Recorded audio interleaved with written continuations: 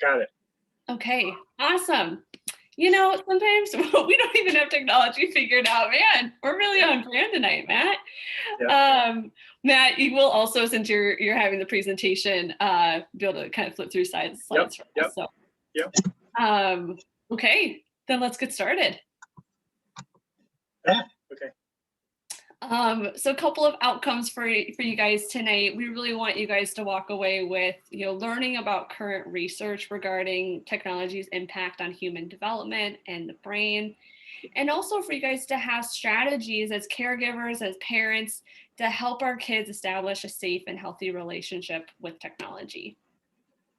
And if you're in a different role with children as a grandparent or as an instructor, a teacher, there may be some different ways that you support and challenge kids. So we acknowledge that. We may be able to talk a little bit about that, but we're going to primarily focus on the parenting role. Mm-hmm. So how many of you guys have heard these phrases come out? My kids are too distracted. My kids are online all day. Man, especially with COVID. I mean, our kids are quite literally online, it seems like all day, with school, with entertainment, with connecting with friends and family. My daughter texts all night long with someone. I'm going to be a professional gamer. Or Mom, all of my friends are online. So this is an interesting little infographic, and the information from it comes from 2018, but it's showing what happens online in a matter of 60 seconds. And if you can kind of look in there, let's see, 1.8 million likes on Facebook, 41,000 posts every second on Facebook. And this was just in 2018. So we've had almost 3 years now, plus this pandemic that's really kept us at home and has really forced us to use technology even more. You can imagine all the other things that happen online in just 60 seconds in the year of 2020, given the information from 2018. So we wanted to start off with just giving you guys kind of some overview of different research, pieces of research here. So this graph right here is showing kind of hours of device use and the correlation that it has with risks for suicidality. Now, it's not saying that there's a cause and effect with suicidality, but we see that with the amount of hours used on an electronic device, there's a heightened correlation with the percentage of having at least one suicidal risk factor. And what I think is really interesting about this is that you'll see that it actually goes down at first. It goes down with at least 1 hour of electronic use. But beyond that 1 hour is when we really start to see that increase of the correlation together. Yeah, so it is interesting to note this is corollary, not causal. So we don't know if these are connected, but it is interesting. If there is a relationship, there may be a way that social media actually is protective and helpful. Mm-hmm. So in here, we're looking at the percentage of 8th, 10th, and 12th graders who get less than 7 hours of sleep most nights. And this is just showing you from 1991 to 2015. So it might be a little different even in the last 5-6 years here. But you'll notice, 2007 is when the iPhone released. And it held on for a little bit and then dramatically increased. And you can think about all the kinds of technology that's come into our world since 2007. It's extraordinary, the amount of access that our kids and as adults that we all have to technology.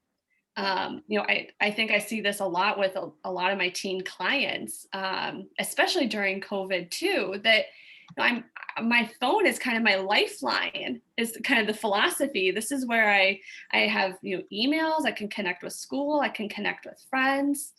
And that really tends to impact how they're getting their sleep too. So we also see some correlation with smart devices and a significant increase in loneliness. And you can see, so this again is from 1991 to 2015. And as smartphones started to enter the market, we saw that the correlation with teens mostly agreeing or mostly agree or agreeing to statements of feeling really lonely. It's interesting, even though we're getting these, devices that are supposed to connect us, we're really seeing our teens feel more lonely despite that factor. So it'll be interesting. Callie and I certainly can speak to the teens that we work with, feel excruciatingly lonely right now. Now we're not sure.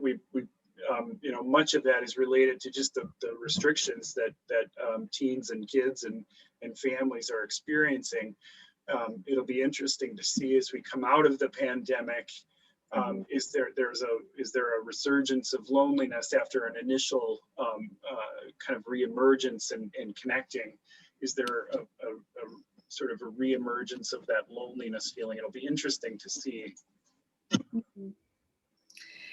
And so this is an interesting graph as well that asks the question, is there a delay of growing up?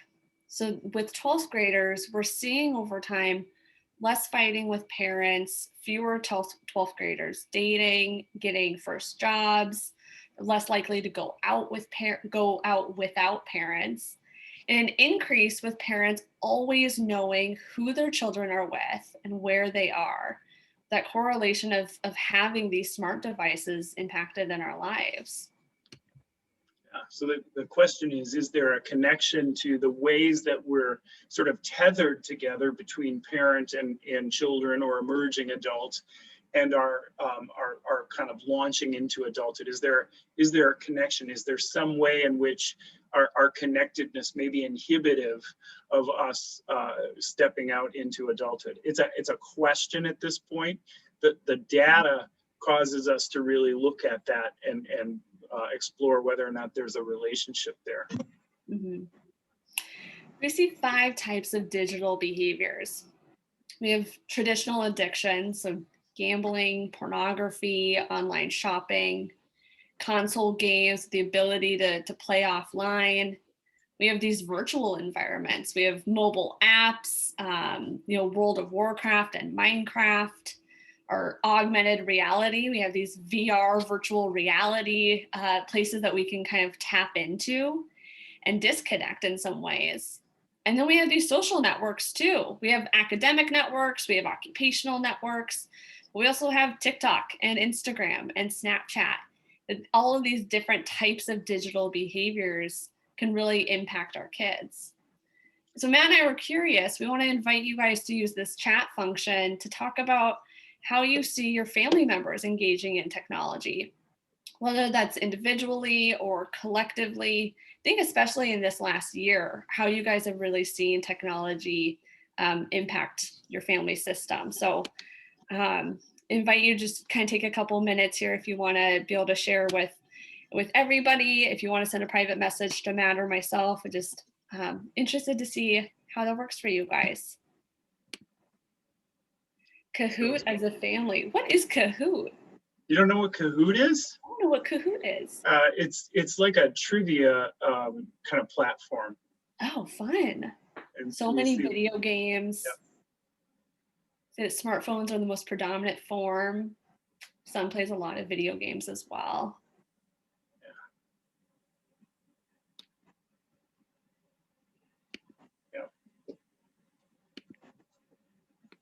We've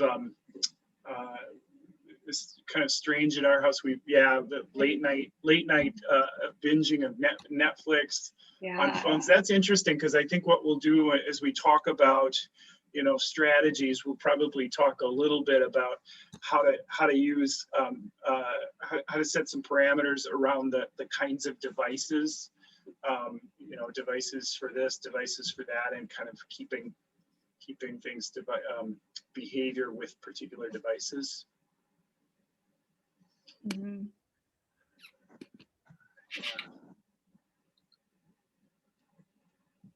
Yeah, I think it's been really challenging in the pandemic. For safety reasons, all of us have been kind of locked up in our homes and trying to find entertainment or connecting with friends. I know, man, Zoom family meetings have been a consistent in my house this year.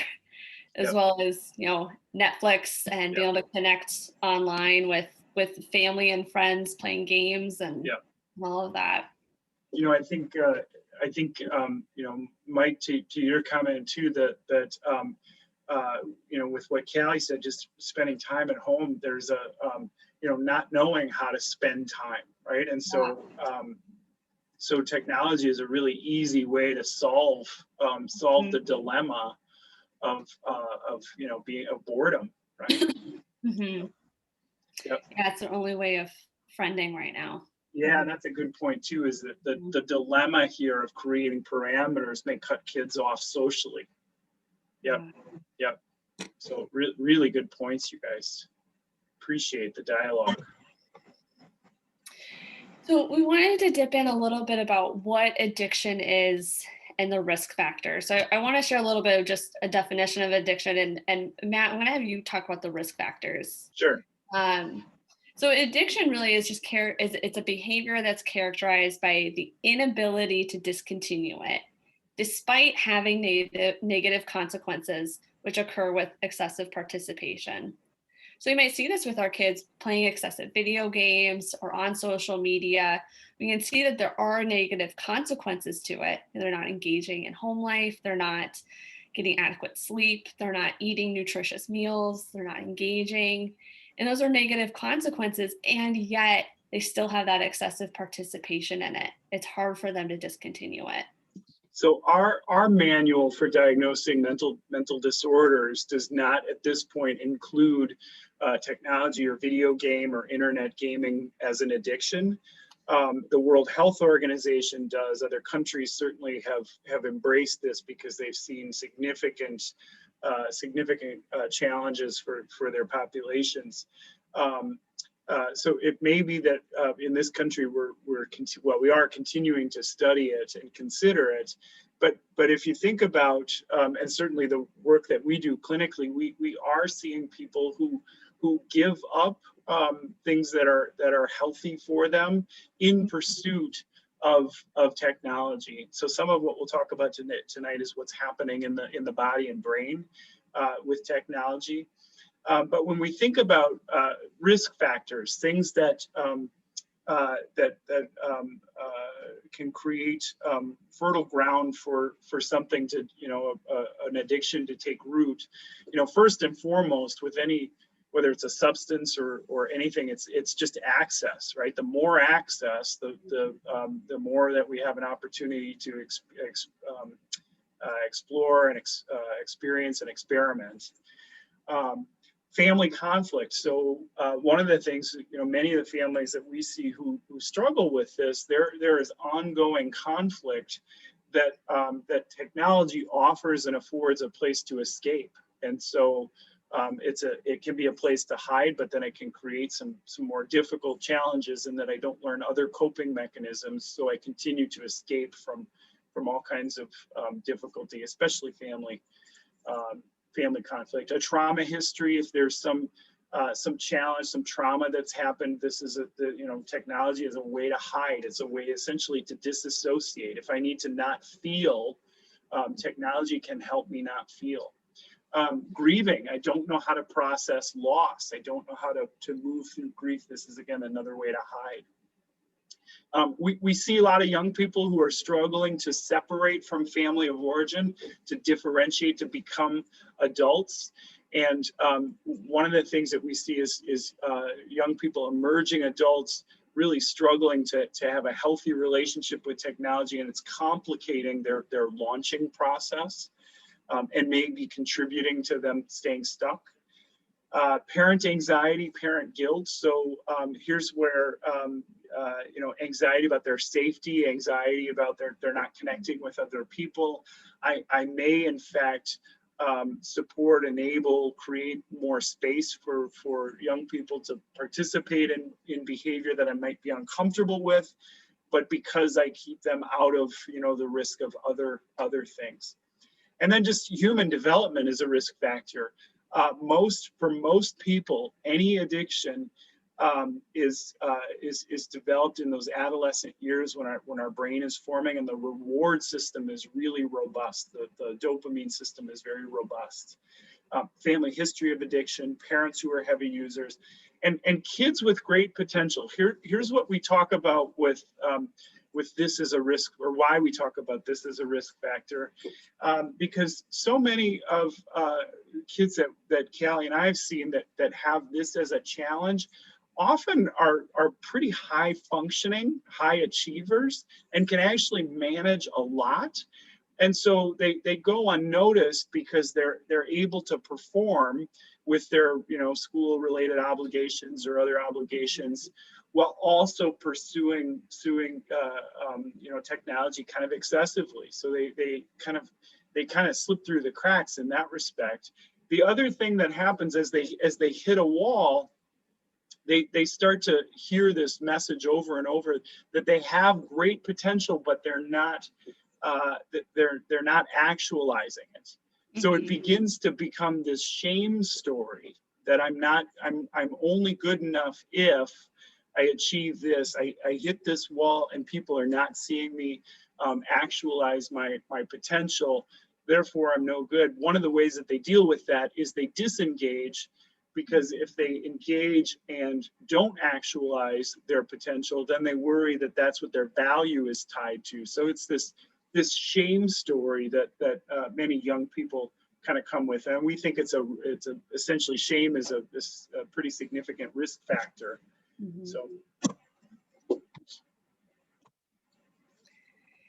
So when we talk about basic needs, it's kind of operates in the cyclical pattern. Basic needs are, to have control, emotional and physical safety, to feel secure, to have this connection, both conditional and unconditional, with the people around us. And then to have the ability to influence and provide value, to make a meaningful contribution to the world. And these things can be really hard to find in the real at times. And for our kids, it can feel easier to connect online because we get to have this facade of I get to control how people see me. When I do it in the real, I'm not sure if I'm going to be able to get these needs met. And so appearance-wise, it seems like it could be easier to do it virtually. And that's where our kids can get really stuck. And this is Your Brain on Technology, a little nod to the Your Brain on Drugs campaign.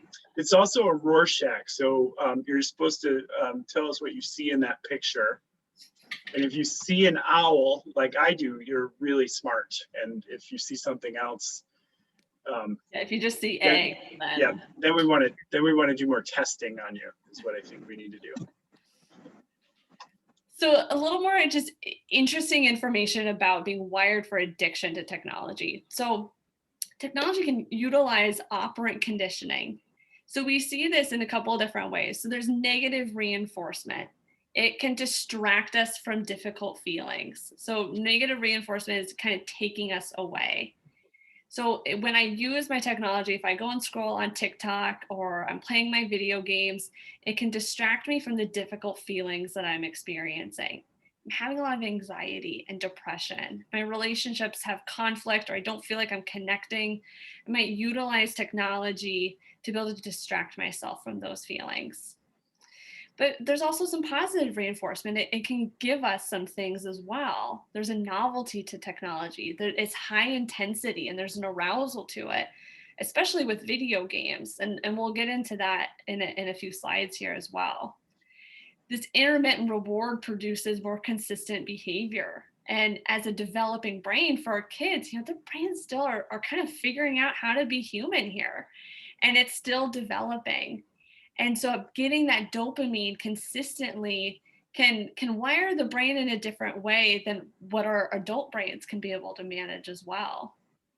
So developing brains aren't ready yet to figure out how to consider negative consequences. It prefers that high reward for low effort. So the notion of staying up all night playing games, and then spending, from I'll sleep for 2 hours and get up and do my homework and be ready to go by 9 a.m. That's not something that young people have much of a developmental capacity to really understand the implications of that, how hard that is, how much that'll impact them the next day. It's just, it's beyond the scope for all of us when we're adolescents, really. Technology also doesn't have a whole lot of stopping cues, and stopping cues are really important for our brains because it quite literally tells us when to stop. It helps structure our activities and our daily life together. I mean, a stop sign literally tells us to stop our car. If you think about reading a book, there's chapters or the book literally ends, and it's a stopping cue that the activity is done. There's a pause. And technology doesn't give us that same kind of stopping cue. You know, I hear from a lot of my clients, you know, I just thought I'd scroll on TikTok for 20 minutes and all of a sudden it was 2 a.m. and I had no idea that I had been on it for, you know, 4 or 5 hours. It's because those kinds of apps and video games don't give our brain that notice of, hey, it's time to be done. It's hard to know when to stop. I think parents also experience a difficulty when we're trying to intervene and help our kids with the stopping cue. There can be a large reaction too. So our brains aren't ready for that stopping cue yet.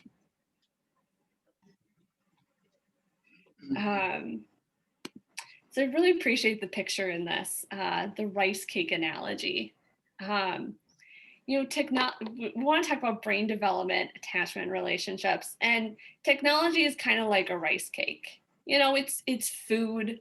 It kind of gives you a little bit of substance, but it's not an actual nutritious meal. You know, it's not like sitting down for a steak and potato dinner and filling you up and giving you the nutrients. It just kind of gets you by. And that's what our technology, how we make connections over the virtual world can do for us. Those connections, although they're different than what it's like in the real. And what's hard is our kids are growing up in a technology focused world. And but the second quote here really stands out to me, that it encourages this fantasy that we'll never have to be alone. We'll never have to separate from parents and peers. But if we don't learn how to be alone, you will only know how to be lonely. And I think our kids struggle with that loneliness, how to be with themselves. And that's where we see some of those you know, facades of being somebody else online, of figuring out how to really build true and healthy relationships in the real. Kids can get and true and healthy relationship with self. That notion of experiencing the gift of solitude is foreign, because if I'm disconnected, I don't belong. Yeah. And so much of what young people are growing up in is a world in which they are connecting online, and right now, you know, because we need to, and it's unsafe to be out and about the world, you know, potentially spreading the virus, although we're hopeful that things are getting better. So here, and part of this too is that young people are immersed in this world in which they're getting a little bit of sustenance, right? Relationship in a way that is, you know, meeting their needs a little bit, like Callie said, like a rice cake. But it doesn't. They don't know what the more difficult and life-giving way to do relationship is. They don't know about wrestling with somebody in a different perspective and coming back together and repairing, because they're not having to grow up in that world. And here's what we adults are doing at times, and this is where our work is. We continue to try and convince them to stop eating rice cakes and try something they don't know. Let's try and do relationship in the real. It's better for you. And part of our message tonight is that our job as parents and caregivers is to create the structure that supports them in doing that hard work of relationship in the real, and staying in it, and not using technology to hide themselves, to show only who they want, or who they believe they should be to the world, and hiding themselves. They want so badly to be known. They don't know how to do that. It's our job to create a framework to support them in moving in that direction. So when we think about technology, it's also important for us to think about the two different types of attention systems. So the act of actually concentrating requires sustained effort. And there's an important executive functioning skill, which is in our prefrontal cortex. It's like a muscle. We have to strengthen it and get it strong and practice it. And when our executive functioning is in our prefrontal cortex, what we know about brain development is that that's not typically getting fully developed until we're in our mid-20s. And so when we're asking our kids to be able to execute within the executive functioning skill, they're going to have a really hard time doing that because their brain just isn't there yet. Mhm. We also talk about the reactive attention system, and that's activated by the novel, and it's designed to keep us alert to the stimuli surrounding us. Yep, I think good to go, Callie. For those of you who are joining late, I apologize if you were waiting a long time. I just saw you now. I do apologize. We saved all the brilliant stuff. Callie's going to get to it right now. Oh man, now the pressure. So we want to talk about technology and arousal from that point too. So when we think about video games, there's this hyper arousal, an increase of cortisol, which is our stress hormone, and an activation of our sympathetic nervous system. Kind of activates this fight or flight response. Our kids' stress levels are so heightened and engaged for even some time after playing the game. I hear from a lot of parents too, like my kid is such a grouch for hours after playing his video game. Even when he's done, it's just not enjoyable to be around. And sometimes just downright mean and rude. And part of that is because that cortisol level, that activation is still really heightened and really active in their body. We also talked about social media and the everlasting FOMO. And FOMO, this fear of missing out, activates a threat response to our system. So if you think about it, our identities and belongingness are so important to us, especially for our kids. And if we fear that our group, our belongingness is going to exile us, that's a huge risk to our survival. It's a huge risk to our identity within ourselves and our relationship. And that's really important to our well-being.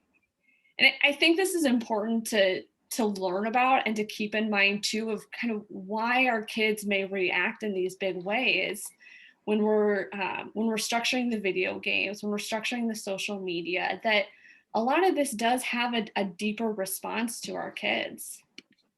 And here's what this means for me as a parent. It means that when I have been ignored over and over and over again because my kids are engaged in some device, I need to understand that their nervous system is aroused and they are they are keyed up, because at this point I'm usually keyed up too. And you can imagine what happens, and Callie and I know well, working with families, what can happen when we have two nervous systems that are in an aroused state. Mm-hmm. And this is where conflict can get explosive. And so what is critical is that we are aware that we may be engaging a nervous system that is ready to go, which means we need to take really good care of ourselves. Mm-hmm. So engaging a kid who is beyond the boundaries requires us to help soothe them. And one of the ways that we do that is we come up and we can use touch in an affirming way, that we can attempt to make eye contact. Even if we're going to pull the plug because the boundary has been pushed way beyond, the way that we do that is really, really critical, because these situations can escalate very quickly, especially if we're not managing ourselves. So I have to manage my insecurities that I'm being dismissed as a parent in this household, to walk in and work on soothing my children first, and then set the boundary. Soothe, set the boundary. Soothe, set the boundary. Otherwise, it's likely to end in an explosion. And so that's why it's critical that we understand here's what's happening. I just to quickly add to that too, I think it's really important, as parents, we help co-regulate our kids. And so when our kids are feeling really dysregulated, we need to be able to utilize ourselves as ways to regulate. And being adults and being able to kind of an understanding of how to regulate ourselves, we can then do that with and for our kids as well. So we just wanted to briefly touch on with technology, just the risk of sexuality as well within it.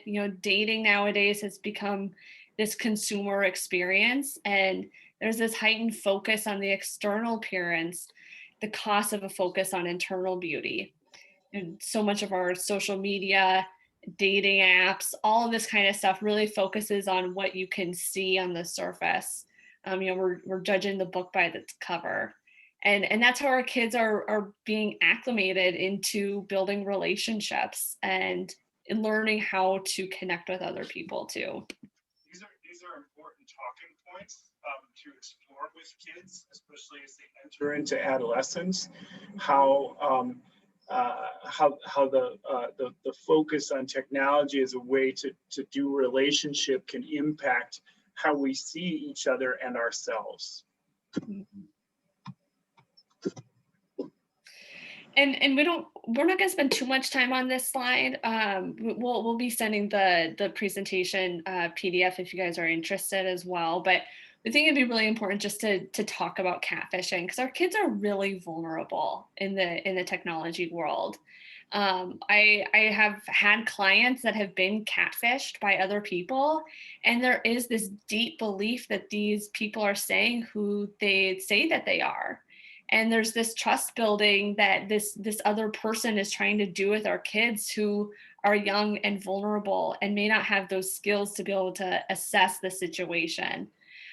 So we just wanted to be able to talk about that catfishing is something really prominent that's happening to kids and adults.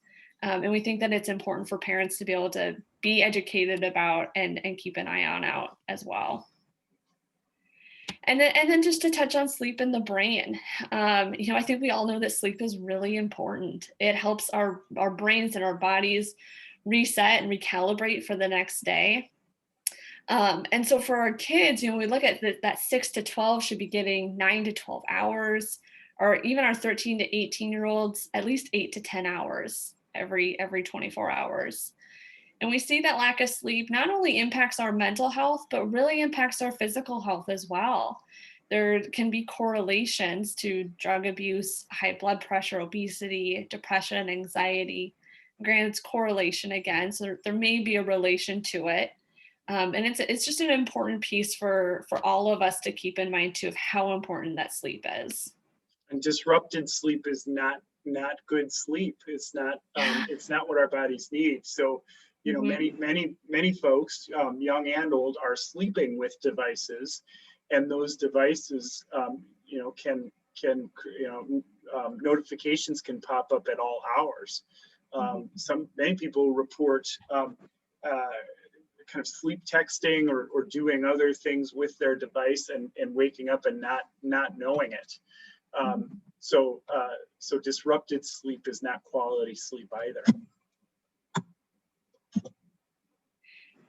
Matt, I want to toss this one over to you because I really appreciate your insights and this is a nice graphic for what we've kind of talked about already. A company called Zone In, they're out of Canada, really based on the research, created a nice graphic to show us here on the left is what we know are healthy building blocks for developing our bodies, our relationships, our sense of self in healthy ways. So movement, touch, connectedness, and being outdoors in the natural world, right? These impact our nervous system. They help us soothe and regulate. They help us feel connected. They help us with developing our sense of how our body works and lead us to sort of that optimal development. the building blocks, you know, alternately here on the right, the building blocks of kind of technology lead to behaviors that often are very, very highly correlated with some of the you know, some of the challenges that we're talking about, developmental challenges, obesity from being sedentary, mental illness, depression, feeling disconnected, right? And so now I'm needing to medicate that, and medicating it with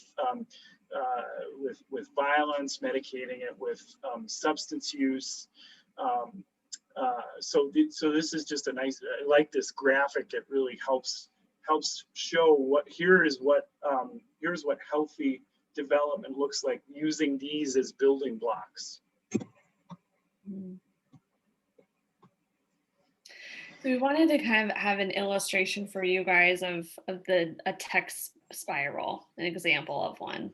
So if we see for our kids, there's a transition or a difficulty, we may see that with grades decreasing. As grades decrease and we're managing this transition, our gaming and technology use increases. We see our social interaction in the real decreases, and then our depression and anxiety symptoms increase. School performance continues to decrease.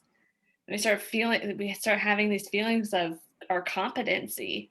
Our competency is dropping, which then increases our gaming and technology, potentially to distract us from those difficult feelings, to take us away from that situation. Our parents reduce or remove the game. There might be a conflict, a tantrum. Maybe even 911 is needing to be called because that aggression or that heightened arousal is at a level that we're uncertain of safety. At that point, parents give back game. We have the increase of school absences, and the gaming and the technology continues to increase. And this go ahead. No, go ahead, Matt. So this is where Callie and I, we see families contact us.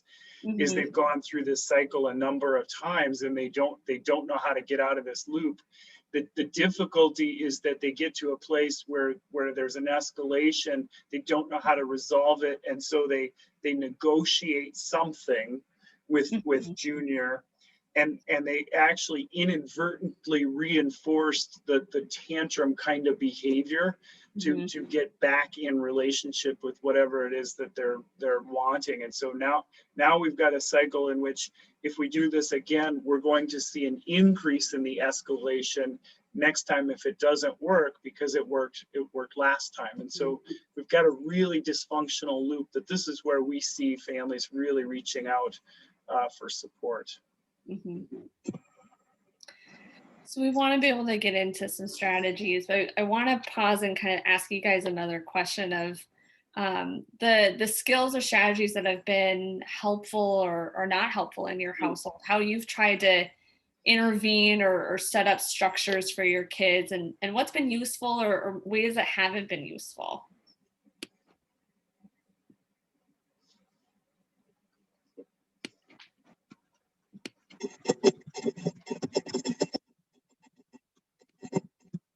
I need to type, but I'm typing anyway. To the chat function, I appreciate that. Yeah. The Canadians with kids. And is it useful or unuseful or both? I think mostly it's good. My kids really enjoy when I play with them. Yep. Yeah. Oh, I bet they do. Yep, because they really get to take me to task. Getting out of the house, having activities or time away. Trying to get your kids to engage or go do things, but they say no. Yeah. Oh yeah. Yep. Yes.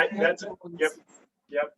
We have we have said no devices in bedrooms or bathrooms. That's been, I think, good for us. You know, there's just too much opportunity for something to happen there. Yep. So yes, when you're trying to offer things in the real, this is where you know, it's frustrating because we want them to to do something, and yet there is nothing more compelling than what they want to do on technology. And so we do a big song and big dance, and nothing seems to work. And so this is where there are some structural interventions. I think as a family, this is what Callie's kind of leaning into here next, is what are the structural changes that we need to make when they're disengaged in doing things that are healthier for them.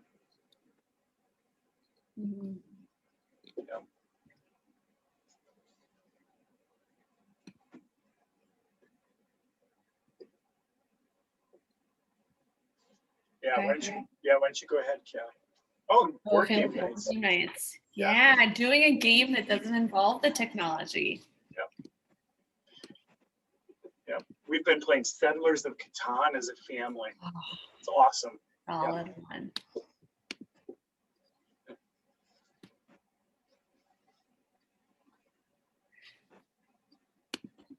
Nice. FFFN.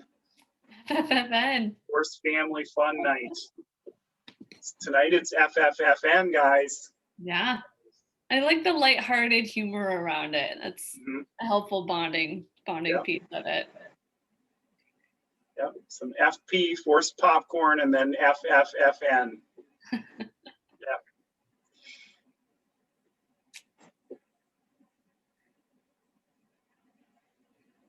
Let them choose. Yep. Choose. Yep. Yep. Yeah, giving our kids some agency, giving them some decision making in what takes place will help.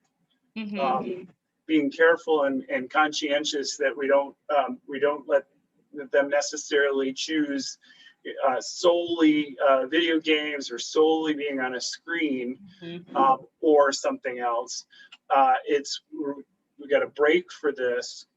We get to do X, Y, or Z. You get to choose what we're going to do. No, we're not going to do that, but you get to choose what we're going to do here. Giving them agency can be really, really useful, really helpful. Yeah. Yes, I think this is a really good opportunity to develop those family routines and some family rituals. Yep. Great game. Yep. Okay. Well, how about we hop into it? You have control. Got it. Oh, I do. I'm sorry. Oh, well, so we'll jump. So thank you, Cal. You were waiting. That's okay. Let's jump into that. So each, as a family, you guys, our job is to identify what container is the most helpful and supportive to the development of our kids. So if the structure of our family is not working for our kids, for some strange reason, God put us in charge to help reshape the structure to help our family and our kids function in a better way. And so our job is to identify, is the structure here on the far left or the one in the middle, what's the structure that's going to work for us and for our families, for our kids. What I like about that too is that each family has a different container. And sometimes I know for my clients, there's this unfairness because, my friend's family does it differently. They get to have their phone whenever they want. And as a family, you get to have a different kind of container for your family's needs. So here we wanted to provide you guys some key notes of how to assess your child and your family to figure out what your family is needing. So it's important to consider your child's functioning and their needs, to consider where they're at with their mental health, with their emotional health, their physical needs, to assess your own parental level of distress and coping, how you're aligning with your co-parent, if you do have a co-parent that you work with, if there's what the parent's strengths and weaknesses or strengths and successes are, to be able to acknowledge where as co-parents you may need to complement each other in that.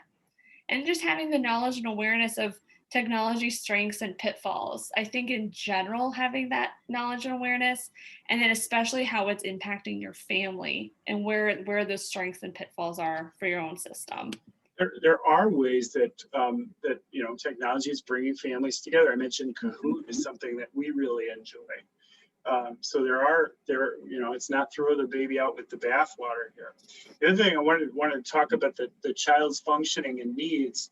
So you really do want to be aware of where your kiddo is at. So for instance, if you have a kiddo who is on the autism spectrum, kids tend on the autism spectrum to function really well in a structure and a scheduled routine. They really rely on ritual.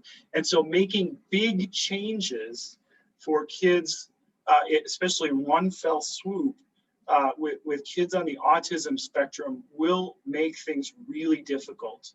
And so these are the kinds of things that, before you make any changes, how does my kid show up? What are going to be the challenges that they are going to face when we make these changes? And so it really is important that you evaluate that and get aligned with the other parent, because any fissure in your parental alignment will be exposed when there is distress. You're essentially trying to change your system, change your household rules, change the functioning of your household, and you will experience resistance. Many of you are here because you have experienced resistance. So being aware of that and identifying that on the front end will be really helpful. So we want to get into tip number 1 here, and we're going to talk about your parental leadership role. And on the basis, we look at this in 3 components and having a balance of all 3. Talk about safety, nurture, and challenge. So as parents, role is to make sure that your kids are safe. They're physically safe, they're emotionally safe, that they're nurtured. They feel compassion and love. They know their value and worth as their identity and who they are in the world. And to also create challenge for them too, to be able to set up healthy structures and boundaries for them to operate within. And where we see this becoming a challenge is when one piece of the safety and nurture challenge is compromised. That's on the next slide here. No, sorry, there you go. So that's okay.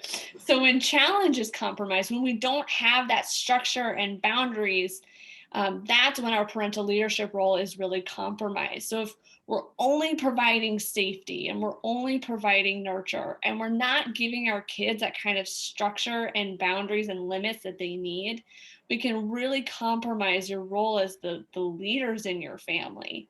And so it's important to be able to acknowledge how to have that healthy balance of all 3 of those. Mm-hmm. So some barriers to challenge too, because challenge is really difficult at times. And what I think Matt and I see with parents too is a few of these aspects that parents experience as being the barriers. So, one, there's guilt. Man, especially with COVID, parents can feel really guilty to having limits and structures with technology. Our kids are isolated from their friends. It's their only source of being able to connect with friends at times. And so there's a guilt of taking it away. There's maybe a hope that, well, maybe my kid can do it better this time. Maybe they're at an age now that they can figure it out. There might be a fear if our kids are really struggling with their mental health. There may be a fear of how they're doing or how they may cope if we take this away or if we set up a limit. There's sympathy as well. I mean, our kids are lonely and isolated, and we feel sympathetic. It hurts to see your kids in pain and hurting, and you want to be sympathetic towards that. And then there can also be difficulty when there's a lack of alignment between parents. When mom and dad are misaligned, it can be really hard to have consistent challenge for our kids too. And it's also determining what is a healthy digital diet.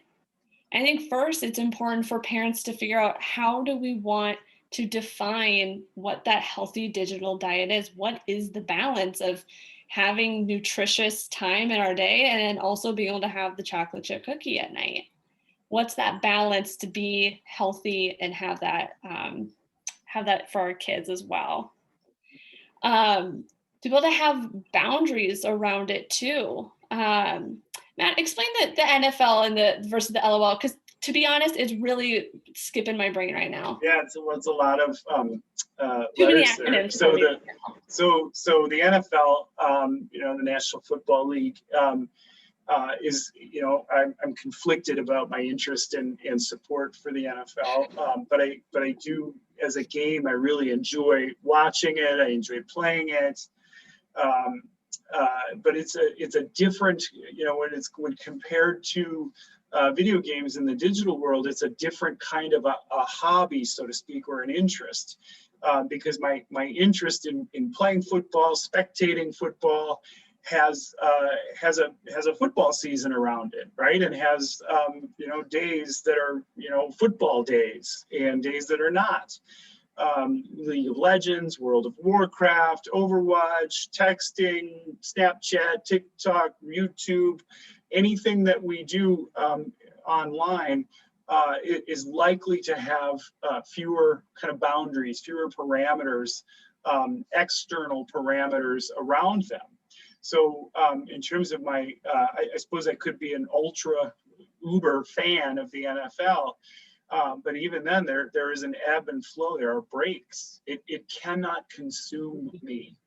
Whereas much of the stuff that we do online can consume us. And so this is where making sure that we help our kids with external boundaries, that we supply them until they begin to create their own internal boundaries, and we can see that's in balance with a healthy lifestyle. That healthy lifestyle is prioritized, and that I do my digital behavior, as a fun part that kind of is the icing on the top.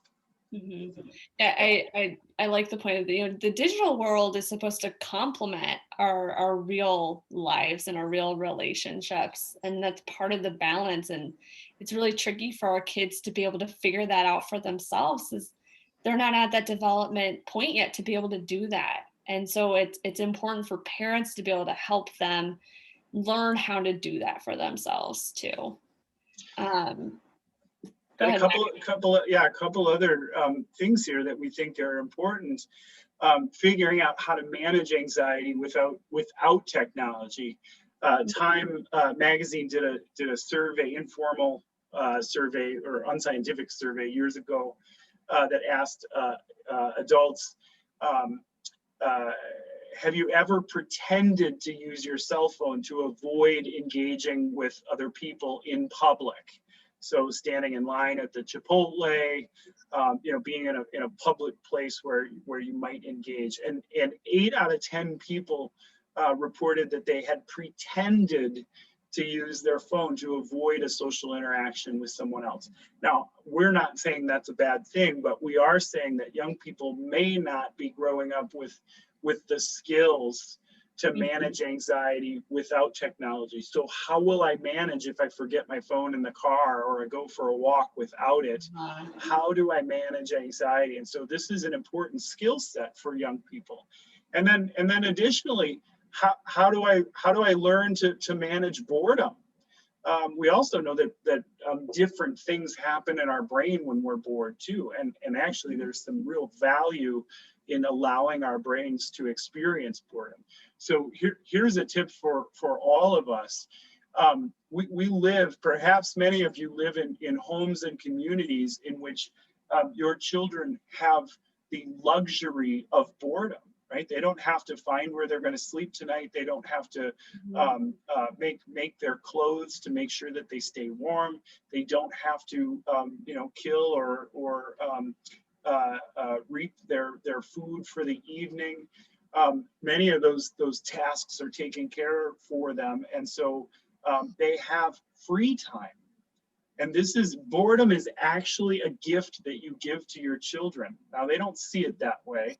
They try and give it back to you, but our task in part is to create space for boredom to occur and give that back. When they try and give it to us, we hand it back to them. Here you go. I appreciate that this is really hard to resolve right now. Here are some choices you have. I want to give this back to you. So it's actually a gift, and how they figure out how to manage that shows that they're in a healthy relationship with technology when they can do this without technology. We also want to support the parental leadership. And part of that is being able to parent from a proactive state versus a reactive state. So part of doing this is creating unity between the adults and the leaders. I think not only just within the parenting leadership, but also the other important adults in your kids' lives too. And making sure that we're all operating within that same messaging and be able to have that unison continuity for our kids too. There may be some conflict right now between school and parents with so much distance learning and hybrid learning. And so we figure out how do we come together around the things we agree on, and then support each other, support our kids in the academic arena, and have school counselors and administrators and teachers be able to support some of the concerns we have about the excessive use. So finding ways to partner. If there are divisions, that is where kids will exploit, not maliciously, but they will exploit those divisions. Our task is to figure out how do we find some common ground and support each other in those pursuits. So we also get to reframe the problem here. I like to talk with parents, and part of what you're doing as a parent is helping your kids become masters of themselves and their skills. By helping them learn how to balance their healthy relationship with technology, their skill building here. And that's an important piece as parents for us to help teach our kids how to do that. It's helping them learn how to be present, sending relationship affirming messages, being able to have this difference of texting versus face-to-face. And what I like to talk about too is this responsibility before privilege. It's important that our kids can understand and can manage that responsibility of this technology before having the privilege of doing so. It's a luxury and it's a privilege of being able to have this technology device. And sometimes our kids may not have that skill set yet to be able to actively and responsibly manage it too. And that's the hard part for many of us who grew up without much, without any of this stuff that we have today, is that we don't know what the responsibility looks like to have this privilege. And so that's the work that we're trying to figure out how to do now. And that's why this is so difficult, is in many homes, we're going back and saying, I'm really sorry, kiddo, I extended this latitude and I didn't realize that this is what healthy, responsible use looked like. And I'm really sorry. I'm not saying you did anything wrong, but I am saying that until this doesn't happen. And that's the hard part. So we're getting some of the conflicts in families come out of those conversations when parents realize, oh, I extended this latitude. Now I get that I should have expected this. Mm-hmm. So interventions of structure. We know that structure shifts can reduce anxiety. When kids know the boundaries in that structure, we can start to see their anxious distress start to diminish. So some ideas here, every device has its own rules. The rules of the smartphone is different than the TV, maybe different from the school iPad or the laptop at home. Every space needs its own rules. And Matt shared this example of, there's no phones in the bedrooms or the bathrooms. Alarm clocks are an actual thing. I've had so many kids tell me, how am I going to get up in the morning if I don't have my phone? Well, we have this really cool device called an alarm clock, and they work. You can also have more control over Wi-Fi and those devices. There are applications or settings that as parents you can implement to help manage that software as well. So be conscientious that when the argument that I need my cell phone for this or that comes, that if you step into trying to problem solve for your young person, that is an endless cycle of frustration. Your job is to share what you believe is healthy, not to convince them. And your job is to say what the structure is going to look like, and then provide them with some choices about how they want to go through that. Mm-hmm. Oh, sorry. Got excited there. Yeah. So some other parenting strategies, the art of saying no. This authoritative parenting style, being able to balance this healthy challenge and healthy nurture is really helpful for our kids. Saying no isn't inherently a bad thing. It's not a threat, it's not causing harm. It's good for our kids to be able to have that structure. We've talked a little bit about having that proactivity versus reactivity. We want to lead and parent our kids from a proactive state rather than having this big reaction after the fact. We think it's important that children do not have tech that's more advanced than the parents' technology. So many times our kids are getting, console devices and smartphones that are even more complicated and fancy than the parents do. So we get to lead and model our kids with our own technology use as well. How we operate with our phones and our devices shows them and it kind of helps lead them learn how to do that with themselves too. Because as Matt shared earlier too, we get to teach boredom. Boredom is quite the luxury. And so many great things can happen out of boredom, and our kids just don't know that yet. So we get to help them have that experience of figuring out what great things can come out of having some boredom. I was working with a family yesterday, and their son showed me a 6-foot robot that he had made out of cardboard, because he just had extra time at home, and even coated it in lining and stuff. It was really Wow. really creative, very cool. That is very cool. Yep. We also want to caution with shaming. Like say "thou shalt not" should on your kids. There's this cloud of shame that can come when we tell us, well, you should be doing this, you should have done that. Our kids don't hear the rest of the sentence. They're just getting this cloud of shame over them, and it's hard for them to engage with us at that point too. So a tip that I talk with parents about is replacing that should with could.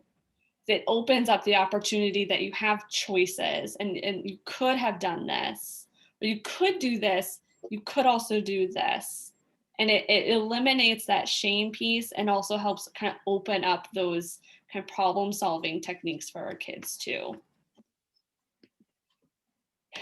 Matt, how about you share about the resources here? Sure. If you're not familiar with Common Sense Media, I'm sure that most of you are. It is a really nice site for evaluating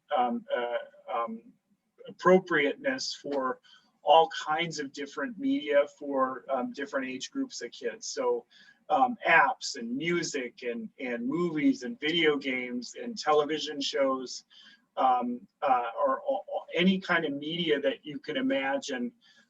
Common Sense Media is a really nice resource to go and get other parents, other kids, and some expert thoughts on who it's appropriate for, and then make your decisions based on that. DaveEisenman.com. Dave is the Director of Technology in the district for Minnetonka schools, and has just a ton of resources on his site, primarily for educators about how about technology and how to use it, and things to avoid, and has just a really nice handle on how to help kids related to education and technology. Sherry Turkle, who we read some of her quotes tonight, is a researcher who studies technology's impact on our relationships. She's written a number of books. The way to, I think, really digest some of her stuff in nice little nuggets would be to look up some TED Talks of Sherry Turkle. Do that as parents, or do that with your kids and have a conversation. Do not try and convince them, though. That's the key to that. NetSmarts, I'm sure you're familiar with that. Your kids have likely gotten some of the NetSmarts stuff through their schooling. It's really about internet safety. And then a few years ago, an organization called Wait Till 8th put a stake in the ground around when to have kids get cell phones, when they thought it was a good idea to get cell phone for a kid. And so I appreciated that. Mine actually is a little bit later. We waited until sophomore year with our daughter, and I'm glad we did. I'm not sure with our younger children how long we'll wait. Some of it is really just about development for them and how much they work within our framework. But I appreciate the research that they put into that. So wait till 8th. If you look them up on the web, they may have some nice information as parents for you if you're thinking about a cell phone or commiserating that you've got a cell phone. It may be helpful for you to kind of review that for some guidelines. Another one that's not on here, is it on the, oh yeah, another one that's not on here. I love contracts, except that they don't do anything when it comes to working with children and teenagers. So they're terrible. They're a terrible idea. But there is one out there that I really appreciate. It's a woman from New York, and she wrote a letter that made it to the New York Times, I think. Is it New York Times, Kelly? I've seen it on Huffington Post. I don't know where you're right. It's on Huffington Post as well, if it's other places, but you're right. It's on Huffington Post. So if you search letter to my 13-year-old iPhone contract, Huffington Post, this will pop up. That to me is the most beautiful contract out there, and could make a nice template for anybody. So I would encourage you to use that as a resource too. There are lots of resources. Before you make decisions, use some resources. If it's not Callie or I or a therapist, use one of these resources. Talk to friends. Before you make changes, talk with your co-parent, consult some resources, read a few articles. Whatever you do, do it thoughtfully, do it slowly, take your time. Be conscientious about the big picture rationale you share with your kids. They will disagree. That's okay. Okay. This is our last tip. I know we're coming at our time here, you guys, but we just want to go to briefly talk about when to reach out for support. So when you're noticing that you're unable or having that difficulty in implementing rules and changes in the family digital behaviors. If you think back to that tech spiral, if you've been implementing those and you've seen that increase of behavior, that heightened arousal, that significant escalation with the rules and boundaries, if you and your co-parent are not aligning on goals or strategies, it's important to have another third party, like a therapist or other kind of counsel, to be able to help pull you guys into that alignment together. Kids or teens are kind of holding hostage to pro-social behaviors in order to get technology. That's really key to make sure that you're getting some extra support. So what that looks like is I won't go to school, or I won't do my work if I don't get my Xbox time. Yep. And if your kid or your teen has disappeared, and as parents, you know what that looks like. You know your kids. If you've just really noticed that they've pulled back, that they're just withdrawing, that they're not themselves, I think that that's a really big key factor to consider in reaching out for more support. Yep. So we sure thank you, Amelia. We sure appreciate the opportunity to support St. John's. I just appreciate and love St. John's. Back to when I brought my grandma to Mass years ago, and was just inspired by the beauty and the music at St. John's. And my poor Catholic grandmother was not so happy with it. But I just really appreciate the opportunity to connect again with St. John's too. And I know Callie and I really, really welcome the opportunity to support families. Mm-hmm. Sherry, is there anything you want to do to close us out here? Oops. Sorry, I got to get myself turned on here. I just want to thank everyone for being here tonight. And I know it's hard to take time out of our, seemingly busy lives with the pandemic and all, but these are really important topics. And Matt and Callie, I just want to thank you. I really learned a lot, and I hope all of you did too. And I just want to say you have been a great resource for St. Joan of Arc, and I really look forward to an ongoing relationship and how we can support our community going forward. But just always remember, everyone, there is nothing that you can't face together as a family. A family, like I said, is love, and even St. Joan of Arc, we are a family to you, and we are here to support you in any way. And even if it's just answering questions and finding that support that you need, please do not hesitate to ask. So once again, thank you, both of you. It's been a great evening. Yeah. Thanks, Sherry. I'll stop the